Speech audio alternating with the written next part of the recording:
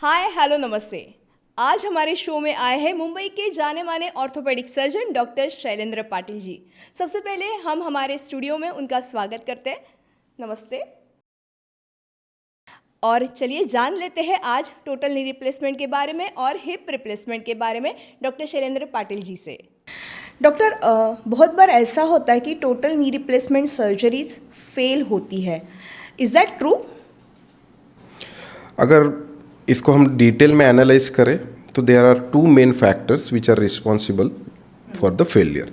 One is a patient related factor. Patient related factor मतलब वो patients की medical conditions कैसी है। अगर पेशेंट का लॉन्ग स्टैंडिंग डायबिटीज़ है, अनकंट्रोल्ड डायबिटीज़ है, या patient is on long standing steroids और उसकी इम्यूनिटी बहुत कम है, या पेशेंट्स के बोन बहुत वीक है, सीवियर ऑस्टियोपोरोसिस है, या संधिवात जैसे rheumatoid long standing rheumatoid arthritis जैसी कंडीशंस है, तो ऐसे patients somewhere are more prone for the failures. Second, अगर कंडीशन देखें तो हॉस्पिटल, डॉक्टर और टेक्निक्स रिलेटेड।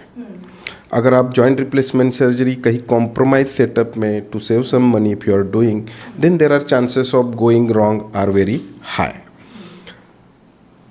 टेक्निक्स है, जैसे आजकल latest techniques minimal invasive surgeries आई है या बेटर इंस्ट्रूमेंटेशंस आए हैं, those are available at very good setups. अगर जॉइंट रिप्लेसमेंट सर्जरी करना का सेटअप की अगर मैं छोटी सी बात करूँ तो we are usually doing an environment which is under HEPA filter, where the air is filtered every second. Like we are not breathing the same air again and again. So there is flush of air which takes away the old air and gets the new air. We wear a space suit जो हमारा ख्याल रखता है कि हमारे जो air हमने जो छोड़ी है वो किसी के साथ इंटरेक्ट नहीं करती है। तो ऐसे सेटअप्स में सर्जरी करने से फेल्योर रेट्स बहुत कम होते हैं। And with the invention of the robotics, ये failure rates have significantly gone down. अगर देखें तो रोबोटिक की वजह से जो रोबोटिक सर्जरी से पेशेंट ऑपरेट हुए हैं उनमें बहुत हद तक ये रिवीजन रेट्स और फेल्योर रेट कम हुए हैं। आप बार बार रोबोटिक्स के बारे में बोल रहे हैं, तो इसके रिलेटेड ही मुझे अगला सवाल आपको पूछना है। बहुत सारे लोगों को ऐसे लगता है कि रोबोट आता है और सर्जरी करता है। इज़ दैट रियली रोबोट आता है या रोबोटिक सर्जरी हो जाती है और डॉक्टर सर्जरी करते हैं? या गुड क्वेश्चन। मेरे भी बहुत सारे पेशेंट सेम सवाल पूछते हैं कि डॉक्टर आप ऑपरेट करोगे कि रोबोट ऑपरेट करेगा, क्योंकि एआई का ज़माना है।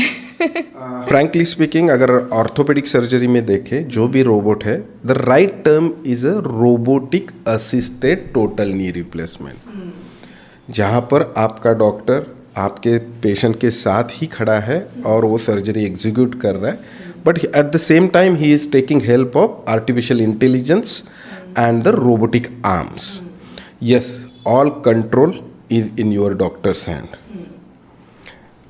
So it's a misnomer कि robotic surgery, the right term is a robotic assisted joint replacement surgery। Doctor, इससे रिलेटेड मुझे अगला क्वेश्चन है कि रोबोटिक सर्जरी कितना हेल्पफुल है नी रिप्लेसमेंट के लिए?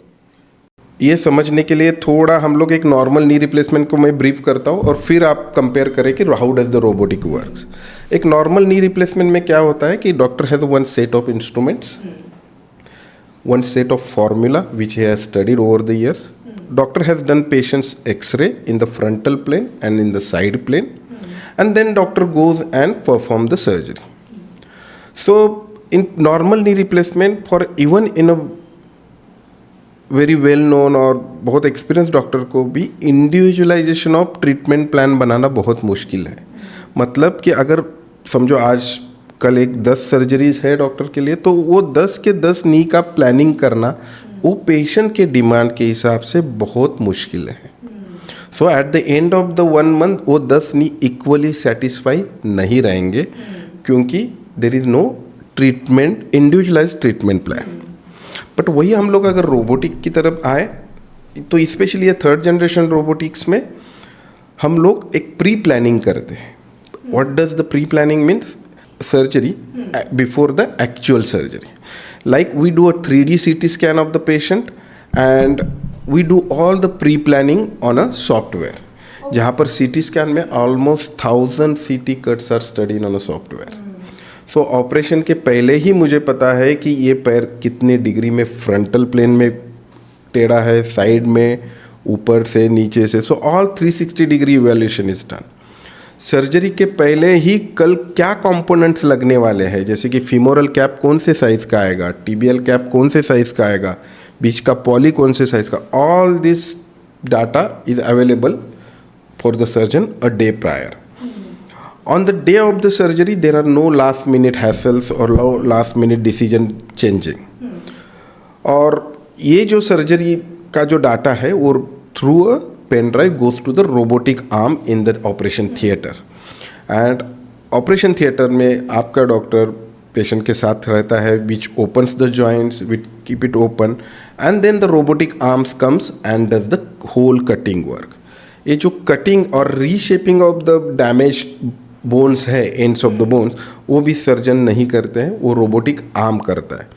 ये सब की वजह से एक precision level, we get a high precision, and at the end of the accuracy goes really high for the joint replacement surgery.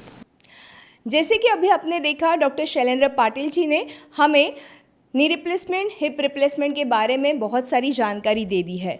अगर आपको और भी जानकारी जाननी है तो हमें लाइक, शेयर और सब्सक्राइब ज़रूर करें. Thank you so much.